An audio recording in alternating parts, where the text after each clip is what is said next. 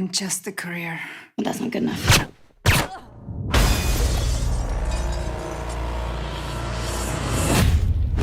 Someone is trying to kill you.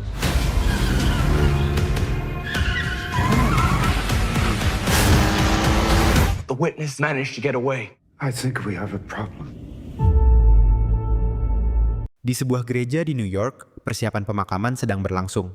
Yang hadir di sana adalah Ezekiel Mannings, pengusaha kaya yang sebenarnya adalah bos kejahatan. FBI hampir menangkapnya. Mannings tahu itu, jadi dia bisikan satu pesan ke anaknya, Alice. Kalau dia ditahan, saksi yang akan bersaksi melawannya harus dihabisi, apapun yang terjadi. Alice yakinkan ayahnya. Saksi itu nggak akan pernah sampai ke ruang sidang, karena dia akan mati duluan. Mannings lega dengernya. Nggak lama, polisi dan FBI datang dan menangkap Mannings di tempat. Di London, seorang kurir wanita lagi pulang naik motor super setelah seharian kerja. Belum sempat sampai rumah, dia ditelepon balik buat tugas mendadak. Kurir ini bukan kurir biasa. Dia bawa intelijen sensitif untuk pemerintah. Dia nggak suka tapi tetap balik kerja. Sementara itu, agen-agen Interpol lagi kawal seorang pria bernama Nick Murch, saksi kunci yang akan bersaksi melawan Mannings. Kalau Nick berhasil bersaksi, keluarga Mannings akan hancur total. Yang agen-agen ini nggak tahu, Alice udah atur semuanya buat bunuh Nick sebelum itu terjadi. Mereka tiba di sebuah gedung parkir. Lokasi safe house Interpol. Dari sini, Nick akan kasih kesaksian lewat video link yang aman. Tapi firasat buruk mulai menghantui Nick. Dia ngerasa ada yang nggak beres. Agent Simmons coba tenangkan dia, bilang ada paket yang segera datang, dan setelah itu kesaksiannya bisa langsung diambil. Dia bilang, percaya sama gue, Nick, lo aman. Nick sedikit tenang, tapi firasat itu nggak hilang. Dia cuma pengen ini semua cepat selesai. Di New York, Mannings ditahan di rumahnya sendiri, bukan di penjara, karena dia terlalu berkuasa buat diperlakukan kayak tahanan biasa. Yang FBI nggak tahu, Mannings diam-diam berkomunikasi sama Agent Brian, agen yang sebenarnya udah lama bekerja buat Mannings dari belakang layar. Brian kasih kabar, paket khusus udah dikirim ke safe house, tinggal tunggu Nick mati. Mannings makin lega. Di Washington DC, sidang Mannings sedang berlangsung di pengadilan. Nick dijadwalkan bersaksi lewat video link supaya nggak perlu ambil risiko bahwa dia langsung ke ruang sidang. Sementara itu, kurir tadi sampai di safe house Interpol bawa paket itu. Dia nggak tahu kalau bosnya sendiri juga pengkhianat. Udah bekerja buat Mannings sejak awal. Dan udah ganti isi paket itu atas perintah Mannings. Bukan perlengkapan kesaksian, tapi alat pembunuh. Kurir serahkan paket itu ke tangan para agen. Begitu dia serahkan, firasat buruknya meledak. Dan firasat itu benar. Agen-agen tiba-tiba arahkan senjata ke dia. Perlakukan dia kayak kriminal. Kurir sadar dia masuk perangkap. Sementara itu, agen lain buka paket dan mulai siapkan peralatan kesaksian. Ada webcam di dalamnya. Firasat Nick makin kuat, jadi dia minta izin ke kamar mandi buat tenangkan diri sebentar. Untungnya, itu keputusan yang menyelamatkan nyawanya. Begitu Nick keluar ruangan, gas beracun mulai menyembur dari dalam paket. Gas itu memang dirancang khusus buat bunuh Nick. Semua agen di ruangan itu tewas seketika. Nick sadar apa yang baru terjadi. Dia ketakutan setengah mati. Kurir, yang masih merasakan bahaya, hampir nggak sempat bergerak sebelum Agent Simmons menembaknya. Lo baru aja bunuh saksi kunci, kata Simmons. Untungnya, kurir pakai rompi anti peluru. Dia selamat, langsung lawan balik Simmons dan berlari masuk lebih dalam buat selamatkan Nick. Nick udah kehilangan kepercayaan ke siapapun. Kurir coba jelaskan, dia ditipu. Agen-agen yang harusnya melindunginya justru pengen bunuh dia. Nick nggak percaya, dia cuma pengen kabur. Sebelum sempat, Agent Simmons muncul lagi, siap habisi Nick. Kurir lebih cepat, dia bunuh Simmons duluan. Nick kaget, tapi masih ragu sama kurir ini. Lo siapa? Dan kenapa lo mau selamatin gue? Tanyanya. Kurir jelaskan dengan jujur, dia cuma disewa buat antar paket. Semua ini cuma jebakan. Mereka akan bunuh lo, terus salahin gue, katanya. Mereka ambil motor kurir dan coba kabur. Mannings yang nggak tahu Nick masih hidup tetap berusaha hapus semua bukti dan saksi. Itu sebabnya tim bersenjata lengkap milik Agent Brian sudah siaga di luar gedung parkir. Siap bunuh siapapun yang keluar dari safe house. Untungnya, kurir adalah pengemudi handal. Dia berhasil ngebut sebelum sempat ditembak. Brian dan timnya kemudian kuasai seluruh struktur gedung parkir. Semua lift dan jalan keluar dikunci total. Kurir dan Nick sekarang benar-benar terjebak di dalam. Brian mulai mengancam lewat pengeras suara. Nggak ada jalan keluar. Dia minta kurir serahkan Nick. Kalau nggak, dia akan mati dengan cara yang menyakitkan. Kurir nggak peduli sama ancaman itu. Dia tahu, begitu Nick mati, mereka tetap akan menyalahkan dia. Di markas FBI, Direktur Roberts dalam tekanan besar. Dia hubungi Brian, tanya kenapa kesaksian belum diambil. Brian bohong total. Katanya agen Simmons disuap dan bersama kurir membunuh saksi serta semua penjaga. Roberts pura-pura kaget. Tanpa saksi, Mannings bisa bebas. Dia kasih Brian deadline 1 jam buat amankan lokasi. Dan bilang tim backup resmi akan segera tiba. Brian makin tertekan. Dia harus habisin Nick dan kurir dalam waktu 1 jam. Anak buah Brian mulai menyisir seluruh gedung parkir. Kurir dan Nick bersembunyi di balik truk besar.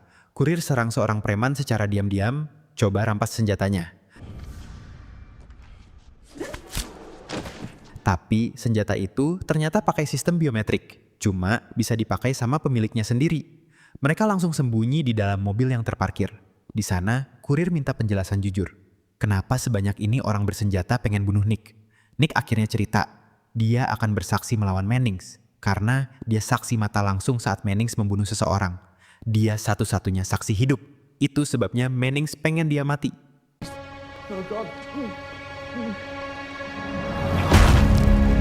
Mereka coba hotwire mobil buat kabur. Begitu mesin nyala, suara itu langsung terdeteksi para preman yang langsung bergerak ke arah mereka. Untungnya kurir sopir yang sangat terlatih. Dia tabrak satu preman dan melaju kencang. Sebelum sempat keluar dari area parkir, sisa preman mengepung dan tembaki mobil membabi buta. Mobilnya ternyata kosong. Kurir yang cerdik udah keluarkan Nick diam-diam lebih dulu. Lalu dia lempar pemantik ke jejak bensin yang bocor. Ledakan besar menghancurkan mobil dan membunuh beberapa preman sekaligus.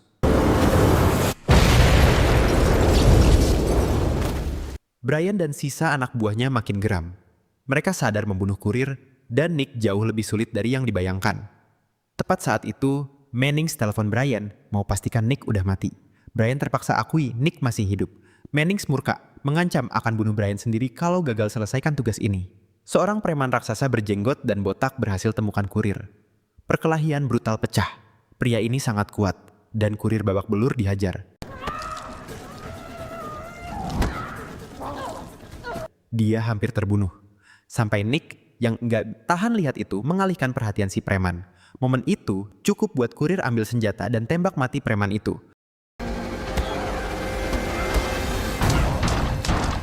Mereka lalu pakai koridor servis buat sampai ke ruangan terkunci yang aman buat sementara.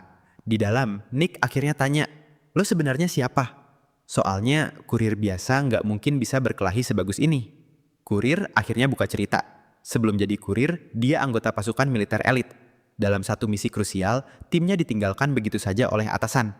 Karena pengkhianatan itu, seluruh timnya tewas. Trauma itu yang bikin dia keluar dari militer selamanya. Nick coba hibur dia, tapi nggak lama, 2 preman lain berhasil lacak mereka dan mulai tembak pintu membabi buta. Kurir dan Nick paksa buka ventilasi udara dan merangkak masuk ke dalamnya. Begitu pintu jebol, preman-preman itu frustrasi. Badan mereka terlalu besar buat masuk ke saluran udara sempit itu. Mereka lapor ke Brian lewat radio. Brian makin hilang kendali, karena tim backup Interpol resmi akan segera tiba. Di pengadilan, waktu sidang sudah habis. Pengacara Mannings minta hakim batalkan kasus. Hakim malah beri perpanjangan dan undur jadwal sidang. Pengacara Mannings nggak khawatir. Di mata mereka, Nick sudah pasti mati. Kembali di gedung parkir, kurir dan Nick berhasil sampai ke atap lewat sistem ventilasi.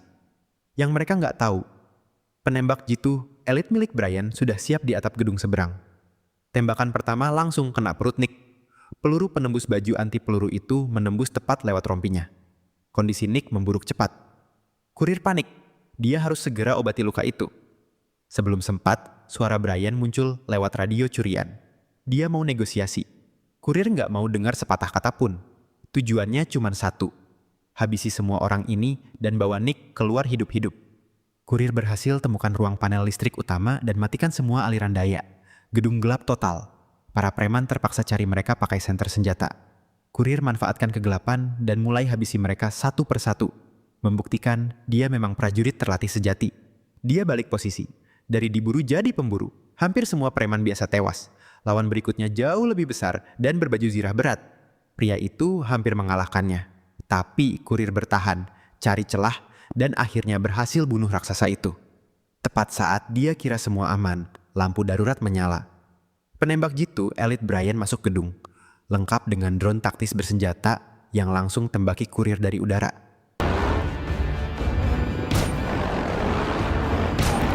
Tapi itu cuma pengalih perhatian. Saat fokusnya ke drone, sang penembak menyergap dari belakang dan bikin dia pingsan. Kurir sadar dalam keadaan terikat di kursi. Brian todongkan senjata, minta tahu di mana Nick bersembunyi. Kurir nggak buka mulut. Brian siksa dia brutal. Kurir tetap bertahan, nggak bicara sepatah kata pun.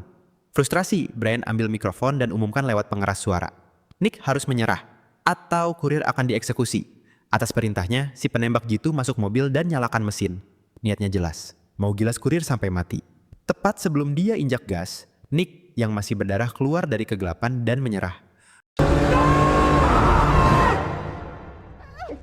Brian tertawa meremehkan keberanian bodoh Nick. Karena semua perhatian tertuju ke Nick, kurir diam-diam berhasil lepaskan tangannya. Dia langsung serang Brian dari belakang, lukai dia parah.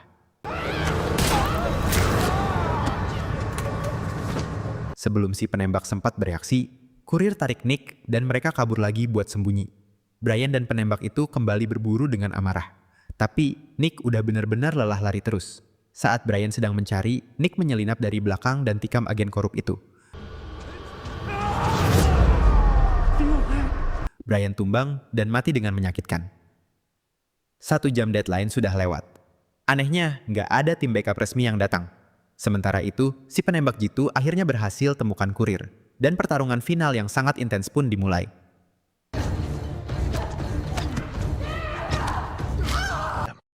Kekuatan penembak ini luar biasa. Dia hajar kurir yang sudah terluka tanpa ampun. Tapi sekali lagi, kurir buktikan dia pantas jadi yang bertahan. Dia balas serangan dan akhirnya berhasil bunuh penembak jitu itu.